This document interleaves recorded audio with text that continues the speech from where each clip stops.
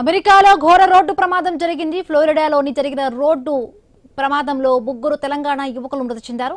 వారిలో ఒకరిని నిజామాబాద్లోని గోపన్పల్లికి చెందిన రాహుల్గా గుర్తించారు. రోడ్డు ప్రమాదంపై కుటుంబ సభ్యులకు సమాచారం అందింది.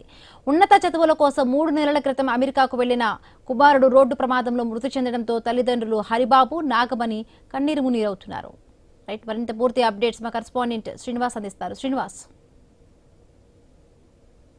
జరిగిన ఘోర రోడ్డు ప్రమాదంలో తెలంగాణకు చెందినటువంటి ముగ్గురు యువకులు చనిపోవడం అయితే కలకలం అయితే రేపుతుంది. అమెరికాలోని ఫ్లోరిడాలో ఈ రోడ్డు ప్రమాదం జరిగింది. మృతుల్లో ఒకరు నిజామాబాద్ జిల్లా నవీపేటకు చెందిన రాహుల్ గా గుర్తించారు. రాహుల్ పై చదువుల కోసం 3 నెలల క్రితమే అమెరికాకు వెళ్లారు.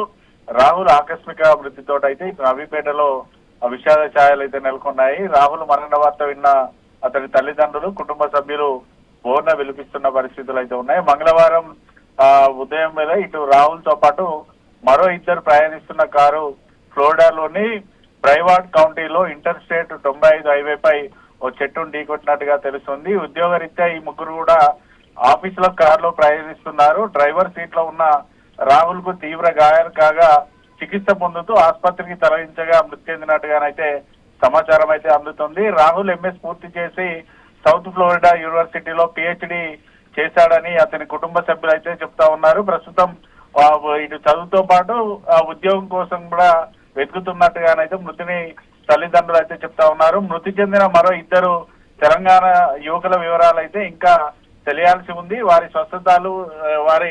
స్వస్థలాలతో పాటు విద్యా సంస్థలకు సంబంధించిన మరిన్ని వివరాలు అయితే గుర్తించాల్సి ఉంది. ఇప్పటికే ఇటు పోలీసులు కూడా కేసులు